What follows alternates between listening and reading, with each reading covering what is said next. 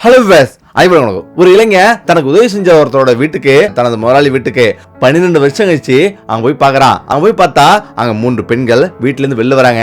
அதை பார்த்து அதிர்ச்சி ஆகுறான். அதுக்கு பிறகு அங்க நடந்ததுதான் அங்க உள்ளவங்களையே எல்லோரையும் கலங்க வச்சுது. சரி, என்ன நடந்தது அப்படின்றதான் இந்த வீடியோ பார்க்க போறோம். திருச்சி மாவட்டத்து பக்கத்துல உள்ள ஒரு கிராமத்துல ஒரு இளைஞனோட வீடு இருக்கு. ஒரு சின்ன வீடு இருக்கு. அதுல ஒரு ஏழை இருந்திருக்காரு. அவருடைய மகன், பெரிய மகன் பேரு அர்பித்.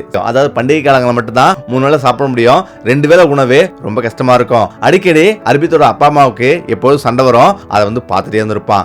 அவ எப்போதுமே அவங்க அப்பாவுக்கு அடிக்கடி வேலை கிடைக்காது. வாரத்துல 2 நாள் மட்டும் தான் அவருக்கு வேலை கிடைக்கும். அதனால அவர் கணவன் மனைவிக்கிடையே அடிக்கடி சண்டை வரும். இது எல்லாத்தையும் பார்த்துட்டே இருந்திருப்பான். ஒரு கட்டத்துல டென்ஷன் ஆகி வெளில போவான். ஒரு சில நாள்ல அவனுக்கே உணவு இருக்காது. ஒரு வேளை தான் உணவு இருக்கும். இப்ப அவனுடைய தம்பியிடம் கொடுத்துட்டு அவன் பசியிலே படுத்துருவான். இப்ப அந்த வாரம் முழுவதும் அவருடைய அப்பாவுக்கு வேலை இல்ல. இப்பதான் அப்பா அம்மாவுக்கு இடையே சண்டை வருது. அந்த கோபத்தை அர்பித்திடம் அவர் காமிக்கிறாரு. நீ இவ்வளவு உயரமா வாழ்ந்துட்டியே, நீ எங்கேயாவது வேலைக்கு போக வேண்டியதா, ஏன்னா இப்படி வெட்டியா வீட்டுல படுத்திருக்க அப்படின்னா உனக்கு சோறு போடுறது தண்டை செலவு அப்படின்னு அவர் கத்துறாரு. இப்ப அவன் கோபம் வருது. ஆனாலும் அமைதியாயிரான். அந்த இரவு யோசிக்கிறான், இதுக்கு மேல வீட்டுல இருக்க கூடாது. வீட்டை விட்டு வெளியாகிறதுக்கு முடிவு பண்றான். இந்த இடத்துல தான் அவன் இரவு 12 மணி ஆகுது. இப்ப எல்லோருமே தூங்கிட்டு இருக்காங்க. இப்ப அவன் மெதுவா எந்திரிச்சு துணியெல்லாம் எடுத்துட்டு வெளியே வரான். அவனுடைய அம்மாவையும் தம்பியும் ஒரு முறை பாக்குறான். அவனுக்கு கண்ணீர் வருது. இருந்தாலும் வெளியே வந்துடுறான். இப்ப அவன் கையில 200 ரூபாய் மட்டும் தான் இருக்கு. அதை வச்சுக்கிட்டு அவன் சென்னைக்கு வந்தாவணும். அங்கிருந்து ட்ரெயின் ஏறி சென்னைக்கு வரான். சென்னைக்கு வந்த பிறகு அவன் எங்கேயாவது வேலை தெரியாமனோ இப்ப வேலை தேடி இங்கேயும் அஞ்சிட்டு இருக்கான். ஆனா எங்க போனாலும் உனக்கு அனுபவம் இருக்கா, உனக்கு எவ்வளவு நாள் அனுபவம் அப்படின்னு பல பேரும் கேக்குறாங்க. ஹோட்டல் கேக்குறான், கெட்ட வேலை கேக்குறான். எல்லா வேலையும் கேட்டு பார்த்துட்டு அவன் சோர்ந்து போறான். ஏன்னா ஆள் பாக்குறதுக்கு ரொம்ப டீசெண்டா இருக்கிறான். அதனாலேயே இவன் வேலை செய்ய மாட்டான்னு எல்லாரும் நினைக்கிறாங்க. அர்பித் +2 வரையும் முடிச்சிருக்கான். இப்ப அவன் சொந்து போய் நடமாடுறான். அங்க ஒரு இடத்துல பாக்குறான், உணவு எல்லாம் கொடுத்துட்டு இருக்காங்க. அந்த உணவத்தை கவனிக்கிறான். ஆனாலும் அவனிடம் காசு இல்ல. அவனுக்கு வேற வழி இல்ல. அப்படியே பார்த்துட்டு அவன் கொஞ்சம் தூரம் நடக்கிறான். அங்க ஒரு பூங்கா இருக்குது. பூங்கா பக்கத்துல தண்ணீர் ஓடுது. பைப்பு திறந்து தண்ணீர் குடிக்கிறான். தண்ணீர் குடிச்சிட்டு அங்கேயே படுத்துறான். இப்ப மறுநாள் விடியுது. மறுநாளும் அதே போல வேலை தேடுறான். ஆனாலும் அவனுடைய உடல் தளர்ந்துருது. மதிய வரலையும் அவன் சாப்பிடல.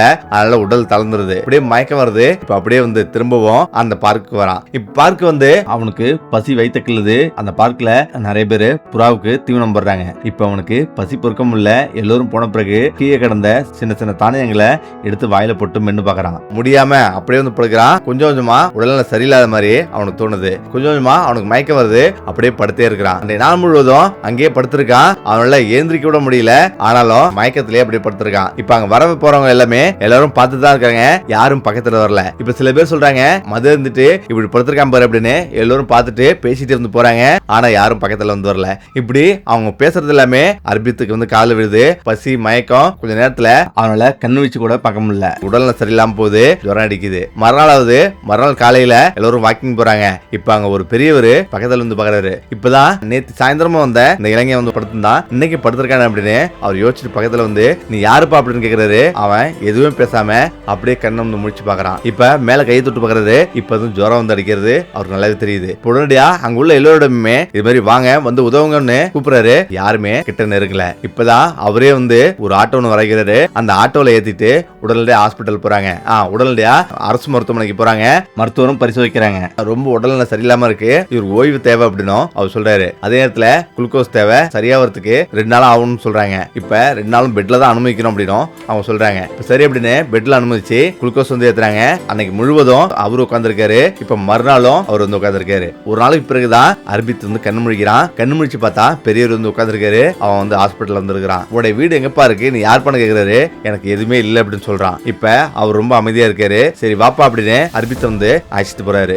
இப்ப அவருடைய வீடு ரொம்ப ஒரு குடிசை மாதிரி இருக்கு. அந்த வீட்டுல ஒரு கட்டில் மட்டும் தான் இருக்கு. அந்த கட்டில படுக்க வைக்கிறாரு. இப்ப அவரே சமைக்கிறாரு. அவரே சமைச்சு சாப்பிடுறது அவனுக்கு நல்லாவே தெரியுது. சாப்பாடு கொடுக்குறாரு. இப்ப அவன் 2 நாள் சாப்பிடாம இருந்தால அவனுக்கு பயங்கர பசியா இருக்கு. அந்த சாப்பாடு எடுத்து சாப்பிடுறான். இப்ப சாப்பிட்டுட்டு அந்த மயக்கத்திலேயே அப்படியே திரும்ப படுத்துறான். மறுநாள் ஏஞ்சி பாக்குறான். அவரு சமைச்சிட்டு இருக்காரு. இப்பதான் அவர் தனியா இருக்கிறத அவன் உணர்றான். உங்களுடைய பேர் என்ன கேக்குறான். என்னுடைய பேர் நாராயணன் சொல்றாரு. இப்பதான் அவர் தினந்தோறும் உனக்கு நிறைய ஓய்வு தேவைன்னு மருத்துவம் சொல்லிருக்காங்க. அதனால ஓய்வு எடுத்துக்கப்பா அப்படின்னு அவர் சொல்றாரு. தள்ளுவண்டி எடுத்துட்டு காய்கறி விற்கிறது, உணவு விற்கிறது அப்படின்னு அவர் எடுத்துட்டு போறத அவன் கவனிக்கிறான். இடையில உணவு கொடுக்குறாரு. இப்ப சாயந்தரமும் சாப்பாடு கொடுக்குறாரு. இப்ப அவனுடைய முகத்துல இப்ப முதல் சந்தோஷமா இருக்குது. இப்பதான் நீ யாருப்பா என்ன ஊருப்பான்னு கேக்குறாரு. இப்பதான் தனது ஊரு ஒரு கிராமம்னு சொல்றான். இப்ப அந்த கிராமத்துல இருந்து இப்படி வந்ததும் சொல்றான். இப்ப அவரு கொஞ்சம் அமைதியா இருக்காரு. சரி நீ ரெஸ்ட் எடுன்னு சொல்றாரு. 3 நாள் சாப்பிடுறது அங்கேயே படுக்கிறது அப்படின்னு ரெஸ்ட் எடுக்கிறான். இப்ப அவனோட உடல்ல கொஞ்சம் நல்லா நல்லா இருக்கு. இப்ப அவன் நினைக்கிறான் நானும் அவன் கூட கடைக்கு வரான்னு சொல்றான். ஆனா அவரு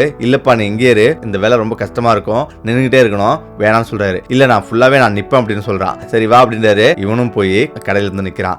அந்த கடையில ரொம்ப சுவாரஸ்யமா இருக்கும். பலதரப்பட்ட மக்கள் அங்க வராங்க. மொத்தமா காய்கறிகளை வாங்கி அங்க உணவு வாங்கி அங்கேயே வந்து விற்பனை பண்றதுதான். இப்ப அதுல வந்து அவன் சுறுசுறுப்பா வேலை செய்ய ஆரம்பிக்கிறான். அதாவது பாத்திரம் கழுவுறது எந்த வேலை விட்டாலும் அவன் சளைக்காம செம்ம சுறுசுறுப்பா வேலை செய்யறான். இதை பார்த்து அங்க எல்லாருமே ஆச்சரியப்படுறாங்க. அவனுக்கும் ஒவ்வொரு நாள் ரொம்பவே இன்ட்ரெஸ்டா போயிட்டு இருக்கு. இப்படியே வந்து ஒரு வாரம் கிடக்குது. அவனுக்கு சந்தோஷமாவும் இருக்கு. இப்ப ஒரு மாசம் ஆகுது. இப்ப அவனுக்கு 5000 ரூபாய் சம்பளம் தராரு. அந்த 5000 ரூபாய் சம்பளத்தை வாங்கி அவன் ரொம்ப உத்து பார்த்துட்டே இருக்கான். இப்ப அவரை பாபா பாபான்னு தான் கூப்பிடுவான். இப்ப என்னப்பா அப்படி பார்த்துட்டு இருக்க அப்படின்னும் அவர் கேட்கிறாரு. இது என்னோட முதல் சம்பளம், அதை பார்க்க எனக்கு அவ்வளவு சந்தோஷமா இருக்கு அப்படின்னும் அவன் சொல்றான். இப்ப அதை பார்த்து சிரிச்சுட்டே வந்து சரி படு அப்படின்னு சொல்லிட்டு அவர் படுத்துறாரு. இப்ப தினந்தோறும் அவனிடம் ரொம்ப நட்பா வந்து பேசுறாரு. அனைத்து விஷயங்களையும் மனதை விட்டு வந்து பேசுறாரு. இவனும் வந்து பேசுறான். இப்ப அவங்களுடைய வாழ்க்கை ஒரு ஃப்ரெண்ட்ஷிப் மாதிரி வந்து போயிட்டு இருக்கு. இப்ப 3 மாசம் கிடக்குது. இப்ப அவனுக்கு சம்பளம் 10,000 ரூபாய் கொடுக்குறாரு. இப்ப அந்த சம்பளத்தை வாங்கிட்டு அவன் மகிழ்ச்சியா இருக்கான். இப்ப வீட்டுக்கு போயிட்டு உனது அப்பா அம்மா பாத்துட்டு வா அப்படின்னும் அவர் சொல்றாரு. இல்ல பாபா நான் எப்ப ஒரு பெரிய இடத்த வந்து அடையறனோ அன்னைக்குதான் நான் வீட்டுக்கு போவேன், அது வரலையும் வீட்டு போக மாட்டேன் அப்படின்னும் அவன் சொல்றான். இவர் சிரிச்சுக்கிட்டு சரி சரி அப்படின்னு சொல்றாரு. அந்த இடத்துல அவர் வராரு வரல அப்படின்னு அவன் கடையை அவனே வந்து எடுத்து மும்மரமா வந்து பண்ண ஆரம்பிக்கிறான். இப்போ ஒரு நாள் அவர் சொல்றாரு வீட்டுல இருந்து வந்து பல மாசம் ஆச்சு, நான் வீட்டுல போய் பிள்ளைங்க எல்லாம் பார்த்துட்டு வரேன் அப்படின்னு சொல்லிட்டு அவர் வந்து கிளம்புறாரு. அவரை பார்த்துட்டே இருந்திருக்கிறான். இப்ப அவன் திரும்ப சாதாரணமா வேலை செய்ய ஆரம்பிக்கிறான். இப்ப 3 நாள் கிடக்குது. ஆனா 3 நாள் கிடந்தோம் பாபா வரல. இன்னைக்கு வந்துருவாரு அப்படின்னு போய் காத்திருக்கிறான். ஆனாலும் பாபா வரல. இப்ப திரும்பவும் 5 நாள் ஆயும் பாபா வரல. என்ன 3 நாள் வரணும்னு சொல்லிட்டு போனாரு, இன்னும் வரலையே அப்படின்னு அவனுக்கு ஆச்சரியமா இருக்கு. இப்ப ஒரு மாசம் ஆகுது வரல. இப்ப அவன் நார்மலாவே வேலை செய்ய ஆரம்பிக்கிறான். 3 மாசம் கடந்துருது. ஆனாலும் ஒரு வர மாதிரி தெரியல. தினந்தோறும் வருவாருன்னு பஸ் ஸ்டாப் பார்த்துட்டே இருந்திருப்பான். ஆனாலும் அவர் வரல. இப்ப ஏற்கனவே மொத்த வியாபாரிங்க எல்லாமே காய்கறி கொடுத்துட்டு சாப்பாடுலாம் கொடுத்துட்டு பணம் வந்து வாங்கிட்டு போவாங்க. எல்லா பொறுப்பையும் இவனே செஞ்சுட்டு இருக்கான்.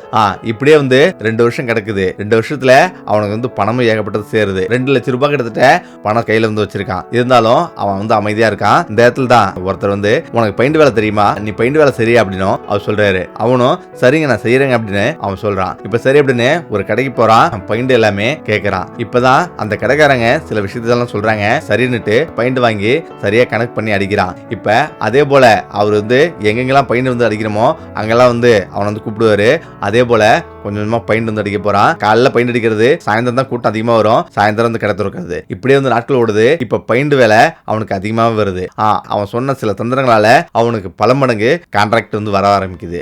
அவன் சொல்றது பெயிண்ட் வந்து எப்படி வந்து அடிக்கணும், எந்த குவாலிட்டியில வந்து அடிக்கணும் அப்படின்னு அவன் எக்ஸ்பிளைன் பண்றான். அந்த வீட்டு ஓனர்கள் தான் டார்க் ரெட்டோ டார்க் கிரீனோ இவ கருப்பா வந்து அடிச்சா அந்த வீடு குறுகலா இருக்கிற மாதிரி சின்னதா இருக்கிற மாதிரி இருக்கும். அதே நேரத்துல நீங்க ஒயிட் எந்த வீட்டுல லைட் கலர் வந்து அடிக்கிறோமோ அந்த வீடு பெருசா தெரியும் அப்படின்னு அவன் எக்ஸ்பிளைன் பண்றான். அதாவது எங்க டார்க் கொடுக்கணும் எங்க லைட் கொடுக்கணும் அப்படின்ற விஷயத்தையும் அவன் சொல்றான். இது போல பெருசா இருக்கிற இடம் சின்னதா காமிக்கணும் அப்படின்னா நம்ம டார்க் ரெட்டோ டார்க் கிரீனா கொடுக்கணும். அப்படி பெருசா தெரியணும் அப்படின்னா ஒயிட்டோ லைட் கலர்ல ஏதாவது ஒன்று கொடுத்தா வீடு சூப்பரா இருக்குன்ற மாதிரி எக்ஸ்பிளைன் பண்றான். அதே போல நீங்க வந்து கிரீன் அடிச்சா உங்களுக்கு குளுமையா இருக்கிற மாதிரி இருக்கும். அதே போல ரெட்லாம் வந்து அடிச்சா நமக்கு சூடா இருக்கிற மாதிரி ஒரு ஃபீலிங் வந்து ஏற்படும்.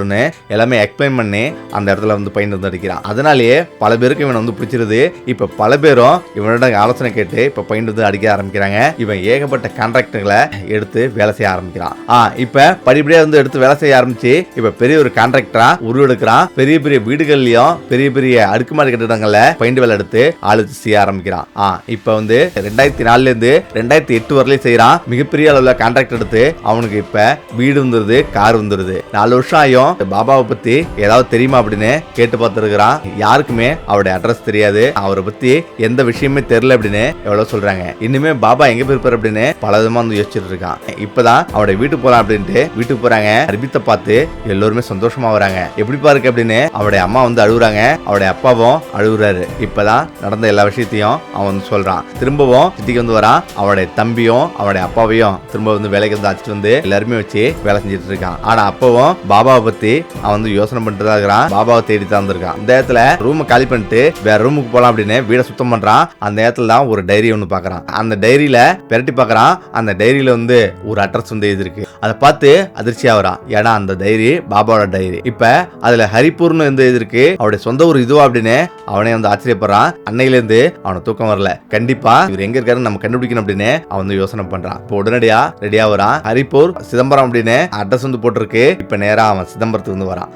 இப்ப சிதம்பரத்து வந்து அந்த கிராமத்தை நோக்கி அவன் போறான். அந்த கிராமத்துல கார் வந்து போகுது. இப்ப அந்த வீட்டை நோக்கி போறான். ஒரு வீட்டுக்கு முன்னாடி ஒரு பெரியவர் வந்து உட்கார்ந்து இருக்காரு. இப்ப அதுதான் அந்த அட்ரஸ்ல உள்ள வீடு. இப்ப அவன் முன்னாடி பாக்குறான். அவன் பெரியவர், அவருடைய கண்ணு, அவருடைய முகம் அப்படியே வந்து பாபாவுடைய முகம். இப்ப அவர் பார்த்து அவன் புரிஞ்சுக்கிட்டான் அவர் தான் பாபா அப்படின்னு. காலையிலே வந்து விழுறான். எங்க பாபா போனீங்க, ஏன் வரல அப்படின்னு அவன் வந்து கேக்குறான். அவரும் அழுதுகிட்டே இவனை வந்து பார்த்துட்டு இருக்காரு. இப்ப அவனுடைய வீட்டுல இருந்து 3 பெண்களும் ஒரு விதவை பெண்ணும் வெளில வராங்க. அந்த விதவை பெண் அவருடைய மருமகள் அப்படின்னு அவருக்கு நல்லாவே புரியுது. இப்ப நீங்க சொன்னீங்களா ஒரு இளைஞன், அந்த இளைஞன் இந்த இளைஞனா அப்படின்னு அவங்க வந்து கேக்குறாங்க. அவரும் ஆமான்னு சொல்லி எல்லா கதையும் சொல்றாரு.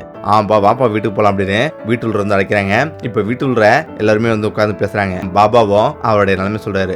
நான் வந்த பிறகுதான் எனக்கு தெரிஞ்சது எனது மகனுக்கு உடல்ல சரியில்லாம போச்சு. அவன் தினந்தோறும் குடிச்சு அவன் குடல்ல உள்ள எல்லாமே வந்து போயிடுச்சு. இப்ப அவன் சீக்கிரமே இறந்துருவான்னு சொன்னாங்க. இதனால நான் ரொம்ப உடஞ்சு போயிருந்தேன். இப்பதான் என்னாலையும் ஒழுங்கா சாப்பிட முடியல. இப்ப நான் வந்த கொஞ்ச நாள்லயே அவன் வந்து இறந்துட்டான். இதை என்னால தாங்கி கொள்ளவே முடியல. இதனால எனக்கு பைத்தியம் பிடிச்ச மாதிரி இருந்தது.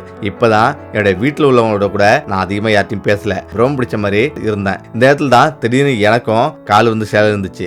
என்னாலையும் நடக்க முடியாம போயிடுச்சு. இப்ப இதுக்கு மேல நான் எங்க வர போறேன் அப்படின்னு வேலைக்கு போறேன் அப்படின்னு நான் வந்து வீட்டிலே வந்து உட்கார்ந்தேன். எனது மருமகள் தான் வந்து எங்க கிராமத்துக்கு வேலைக்கு போய் எங்களுக்கு சாப்பாடு போடுறா அப்படின்னு எல்லா விஷயத்தையும் சொல்றாங்க. 2 பெண்ணும் ஒரு பையனும் வந்து இருக்கான் அப்படின்னு அவங்க சொல்றாங்க. சின்ன மகன் பேரு ராகுல். அவன் ஸ்கூல் படிச்சிருந்தான். அவனையும் நிப்பாட்டணும். இப்ப என்னுடைய 2 பெண்ணுமே ஸ்கூல் படிச்சிருந்தது. அதையும் நிப்பாட்டணும். என் பையனையும் நிப்பாட்டேன் அப்படின்னு அவங்க சொல்றாரு. அன்னைக்கு இரவு ஒன்னா உட்காந்து எல்லாருமே நல்லா சாப்பிடுறாங்க. இப்பதான் பாபா ராகுல என் கூட அனுப்பு, நான் வந்து பாத்துக்கிறேன் அப்படின்னும் அவன் சொல்றான். உங்களோட ஆசீர்வாதத்தால இப்ப நான் ரொம்பவே நல்லா இருக்கிறேன். நீங்க ஒரு தெய்வம், அதுக்கு நான் உங்களுக்கு ஏதாவது ஒன்று பண்ணணும் அப்படின்னும் அவன் சொல்றான். இப்ப கடைக்கு போயிட்டு அனைத்து விதமான உணவுப் பொருளும் அரிசி காய்கறி எல்லாமே வந்து வாங்கிட்டு வீட்டுக்கு வந்து கொடுக்குறான். இப்ப சரி அப்படின்னு திரும்பவும் உடனடியாக ஹாஸ்பிட்டல் அழைச்சிட்டு போயிட்டு அவருக்கு மருத்துவ செலவு அனைத்துமே அவன் வந்து பாக்குறான். இப்பதான் திரும்ப வந்து ராகுல என் கூட வந்து அனுப்புங்க, நான் அவனுக்கு இந்த தொழிலை கத்துறேன், அவனுக்கு மிகப்பெரிய வாய்ப்பு வந்து இருக்கு அப்படின்னும் அவன் வந்து சொல்றான். இப்ப அவன் வேண்டாப்பா அப்படின்னு அவரும் சொல்றாரு. கண்டிப்பா நீங்க செஞ்ச உதவிக்கு நான் ஏதாவது திருப்பி கொடுக்கணும் அப்படின்னும் அவன் சொல்றான். இப்ப சரி அப்படின்னு